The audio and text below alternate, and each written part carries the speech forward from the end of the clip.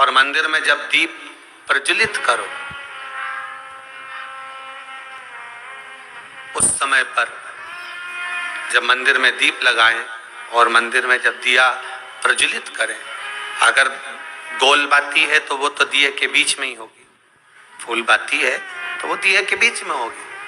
और मान लो अगर लंबी बाती लेकर गए हो, लंबी बाती को लेकर पहुंचे हो, तो अगर दीप लगा रहे हो, कामना रखकर लगा रहे हो कि मेरी ये कामना है, तो वो दीप का, बाती का मुख अपनी ओर रखना, पर कोई कामना नहीं।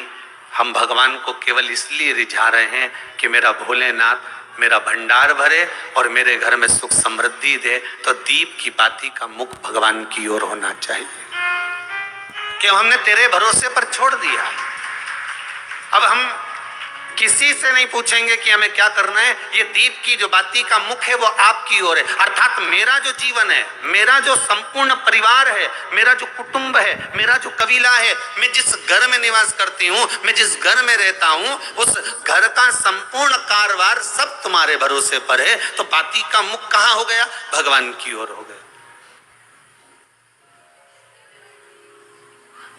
बाती का मुख फिर भगवान की ओर। और ज्यादातर लोग दिया जो लगाते हैं ना, वो अपनी ओर बाती करके ही लगाते हैं। मतलब इनकी कामना चलती ही रहती है 24 घंटे। कुछ कुछ कामनाएं इनकी जागरूक रहती है, इनकी कामनाएं निरंतर रहती है। पर उस बाती में जब आप अपना संपूर्ण परिवार, संपूर्ण अपने परिवार का, दुकान हो, धंधा हो, व्यापार हो, व्यवसाय हो, चाहे आप जितना भी कार्य कर रहे हो, फैक्ट्रियां चला रहे हो, वो सब अपने भगवान के भरोसे पर दे दिया, भगवान की ओर दे दिया। तो इसका मतलब ये नहीं है कि बाती का मुख भगवान की ओर हो तो तुम भगवान के बिल्कुल करीब में ही बाती का मुख कर लगा दो और भगवान को मालूम पड़े चोट लग जाए, ऐसा भी नहीं।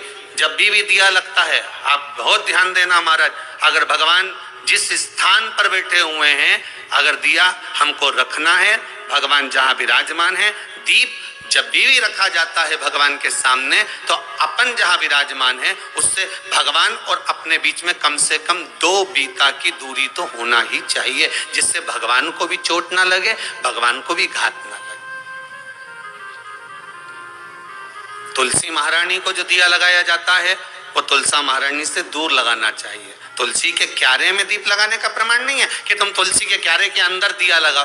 पहले तो ऐसा नियम था कि तुलसी का जो क्यारा बनता था, उसमें एक नीचे अलग से दिया रखने की जगह बनती थी, तो उसमें दिया रख दिया जाता था। आज के जमाने में इतनी जगह ही नहीं की हुआ मेरे को, तो लोग कुंडा में धर के आ जा, अब वो कुंडी में रख के आए, मालूम पड़े तुलसी महारानी का पत्ता मुरझा जाता है, तुलसा महारानी भी ऐसी मूर्छित हो जाती है, तुलसा महारानी भी चारों तरफ से वो दिए की लो से जल जाती है। ऐसा दीप लगाने का कोई फायदा नहीं, ऐसे दीप की कोई महत्वता नहीं है।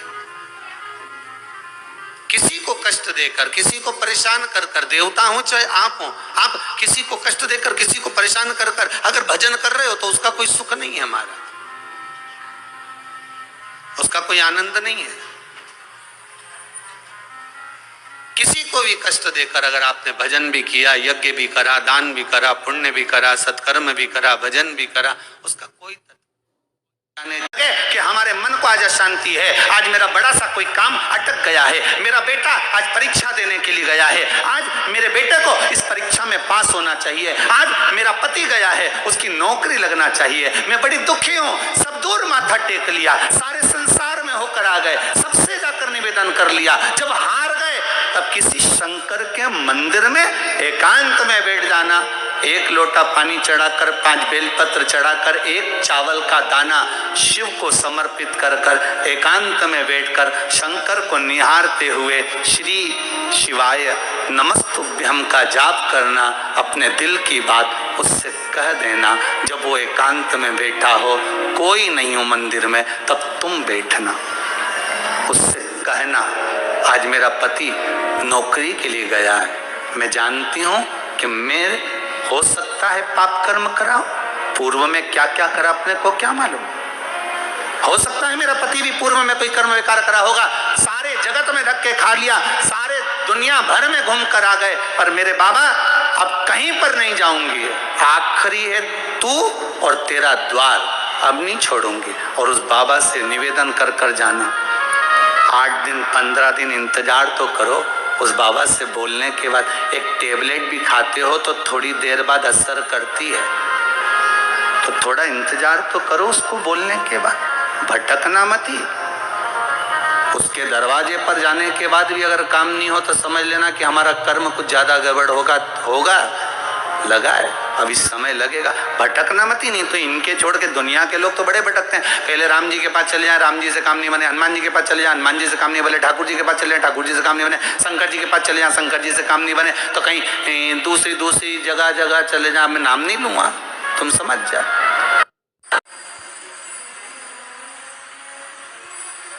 दो वृक्ष ऐसे होते हैं जिनको दान नहीं दिया जाता। महाराज, दो वृक्ष ऐसे हैं, स्कंद पुराण में स्पष्ट किया गया, जिन वृक्षों का दान नहीं है, जिनका दान देने से संपदा घटती है। घर में रखी हुई पैसा दौलत संपदा घटती चली जाती है। और जितने लोग टीवी पर सुन रहे हैं, अगर आपने भी दिया होगा तो आपको ज्ञात होगा। दो वृक्ष, एक मनी प्लांट, एक मनी प्लांट होता है, पौधा होता है जिसको लोग पानी में डालते हैं, वो बढ़ता है। मनी प्लांट का पौधा भी गिफ्ट नहीं करना चाहिए, दान में, अर्थात किसी को नहीं देना चाहिए, उससे घर में रखी हुई संपदा समाप्त होती है। दूसरा, आंवले का पौधा, आंवले का वृक्ष, आंवले का पौधा किसी को नहीं देना चाहिए। आंवले का पौधा बन सके आप किसी बगीचे में जाकर लगा दीजिए, आंवले का पौधा बन सके आप किसी गार्डन में जाकर लगा दीजिए, पर अपने हाथ से आंवले के पौधे का दान नहीं होना चाहिए, भेंट नहीं होना चाहिए। स्वयं लगाओ जाकर खुद। जितना आंवले का वृक्ष बढ़ता है उतनी संपदा आपको बढ़ेगी, उतनी जितना फलेगा उतना आपको मिलेगा आंवले का पौधा। पर यदि आपने आंवले का पौधा, आंवले का रोप, आंवले का वृक्ष अपने घर के दरवाजे से किसी को दे दिया, तो उस घर में मेहनत तो बहुत करोगे, बहुत संघर्ष भी करोगे, बहुत कमाओगे, घर में 10 लोग कमाने वाले होंगे, पर पैसा घर में दिखेगा नहीं, रुकेगा नहीं, टिकेगा नहीं। आपने कई बार सोचा होगा, महाराज हम तो पहले इतना कमाते थे, इतना पैसा दिखता था, इतना पैसा, खूब धन होता था, फिर अब तो घर में किसी से पूछना, उसने कहीं आंवले का पौधा तो नहीं दिया किसी को दान हाथ से। हाँ, वो खुद लगाया है, वो बात दूसरी है, कहीं बगीचे में लगा दिया, कहीं जाकर रोपित कर दिया, वो बात दूसरी, पर किसी को दिया तो नहीं। प्रदान नहीं करना, महाराज उसका ध्यान कर। शमी का जो पत्ता होता है, ध्यान से सुनिएगा, रोज आप अगर शमी के पत्ते को नहीं चढ़ा सकते, महीने में 1 बार या 2 बार शमी का पत्ता शंकर के ऊपर अवश्य समर्पित करना चाहिए। क्यों? शरीर में अगर कोई बड़ी बीमारी आने वाली होती है तो बाबा उस विष को समाप्त कर देते हैं, मात्र शमी का पत्ता समर्पित कर देते हैं। भले महीने में 2 बार चढ़ाओ, हफ्ते में 1 बार चढ़ाओ, तुम्हारा मन पड़े तो हफ्ते में 2 बार चढ़ाओ। ज्यादा बीमारी है, शमी का पत्ता एक शिव जी के शिवलिंग पर और एक पत्ता जहां से पानी बहकर नीचे गिरता है ना, जलाधारी में से शिव जी पे जल चढ़ाया। जैसे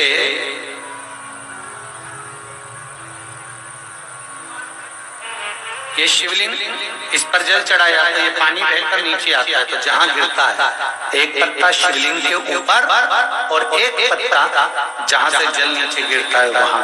अगर ज्यादा बीमारी है और ऐसा लग रहा है कि डॉक्टर कह रहे हैं कि तबीयत ज्यादा खराब हो सकती है, जांचे जाएगी, ये होगा वो होगा, तो एक पत्ता शमी का ऊपर, एक पत्ता जलधारी जो बहकर नीचे आती है पर चढ़ाना। शमी का पत्र रोग मुक्ति के लिए जब चढ़ाया जाता है तो भगवान शंकर का अवधूतेश्वर महादेव का नाम लेकर चढ़ाया जाता है। कौन सा महादेव? जम के बोलो जरा। अवधूतेश्वर। जीवन में कहीं समस्या खड़ी हो जाए, कहीं बहुत विकट समस्या है और कोई हल ना मिल रहा, तब जिस शिव मंदिर में आप आराधना करने जाते हो, पूजन करने जाते हो, अर्चना करने जाते हो, उस शिव मंदिर के पास में कहीं बेलपत्री का वृक्ष ढूंढो और उस बेलपत्री के वृक्ष के नीचे केवल आप जाकर एक मूंग का दाना या एक चावल, वहीं पर जो कंकर पड़ा हो उसी कंकर को शिव मानकर आप समर्पित कर लोटा भर के जल समर्पित कर दो। आपको ये नहीं है कि माला पकड़ के बैठना, आपको ये नहीं है कि मंत्र का जाप करना, आपको ये नहीं है कि आपके मंदिर में जाकर बैठ जाओ। आपने जल चढ़ा दिया, शिव से डायरेक्ट जाकर कह दिया कि मेरी ये समस्या बड़ी विकट है, उसको निवारण आज ही होना है। आप बाबा पर छोड़ दो, 3 घंटा 2.5 घंटा लगेगा, मेरा शंकर उसको सुधारने में लग जाएगा, पक्का है। आप पुराण वर्णन करती है, मांग में माता सिंदूर भर रही हैं, मांग में सिंदूरा भरा जा रहा है, मांग में कंकु भरा जा रहा है, मांग में सिंदूर भरा जा रहा है और वो सिंदूर नाक पर गिरता है, वो सिंदूर नासिका पर गिर गया तो कहते हैं कि कोई काल आने वाला था पति के ऊपर, वो काल टल गया और नाक पर सिंदूर आया तो नारी का सौभाग्य और अखंड हो गया। ये शास्त्र कहता है। और सिंदूर भरते समय वही सिंदूर अगर भूमि पर गिर गया तो अब देखिए जरा, देवी भागवत को उठाकर पढ़िएगा, वो सिंदूर जो मांग में भरा जा रहा है और नाक पर गिर गया तो शुभ होगा, पति की उम्र बढ़ाएगा, घर में बच्चों का विवाह होने वाला होगा, कोई अच्छी सूचना आने वाली होगी। मां की घड़ी में कोई आए चाहे ना आए, अगर आपने दिल से कर्जा हो गया, समस्या विकट हो गई, तकलीफ बढ़ गई, दुख बढ़ गया, आप शंकर भगवान के मंदिर में जाकर, ये जरूरी नहीं है कि आप सीहोर आए या कहीं जाएं, आप तो आपके घर के पास में जो शिव मंदिर हो उस मंदिर में 1 लोटा जल चढ़ाना चालू कर दो और धीरे धीरे दुख काटना प्रारंभ कर दो। काटेगा दुख, बस जल चढ़ाने का एक नियम है शिव जी का। शंकर भगवान को जो जल चढ़ाया जाता है दुख काटने के लिए, तकलीफ काटने के लिए, कष्ट मिटाने के लिए, तो एक नियम है शंकर भगवान का जल चढ़ाने का जो नियम है।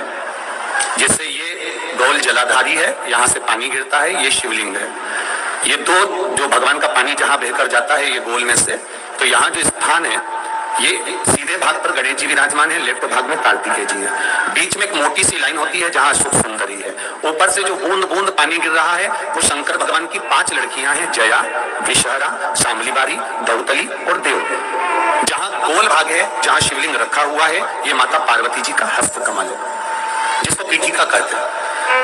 महाराज जल चढ़ाने का नियम है, जब हमारे ऊपर दुख होता है, तकलीफ होती है, कष्ट होता है, बड़ी दिक्कत परेशानी होती है तो हम जल चढ़ाते हैं, तो उस जल को चढ़ाने का नियम है, पहले गणेश जी का स्थान, कार्तिकेय का स्थान, अशोक सुंदरी की जगह, फिर माता पार्वती की पीठिका, उसके बाद जलाधारी को स्मरण कर जल धीरे धीरे शंकर भगवान पर छोड़ा जाता है। जब धीरे धीरे शिव जी पर जल चढ़ाएं, उसके बाद में आप अपने मन की कामना जब जल चढ़ाते जाएं, बाबा से कहते जाएं, बाबा रोज कामना कहने की जरूरत नहीं है, एक बार आप कामना करो और उसके बाद जल चढ़ाना प्रारंभ करो और उसको कहना जरूर, तेरे दरबार से कोई खाली नहीं गया मेरे शंभू, मैं नहीं जानती, मैं तो इतना जानती हूँ कि कंकर शंकर है और तू सुनता जरूर है। ब्रह्मा ब्रह्म लोक में है, भगवान विष्णु वैकुंठ लोक में है, पर मृत्यु लोक में मेरा देवाधिदेव महादेव है, मेरी सुनेगा जरूर। और बाबा से विनय कर आप आइए।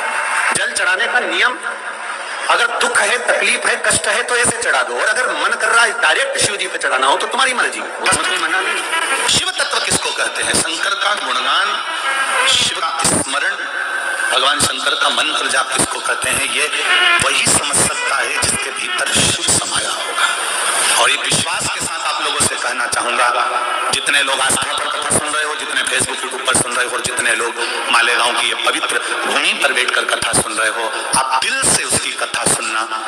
इस वाणी का, इस व्यासपीठ का एक शब्द हो सकता है हॉस्पिटल में पड़ा हुआ कोई व्यक्ति, कर्जे में डूबा हुआ कोई व्यक्ति, गलत व्यसन में पड़ा हुआ कोई व्यक्ति को आपके द्वारा निकली हुई वाणी से बाहर निकाल सकता है। सब्सक्राइब करें हमारे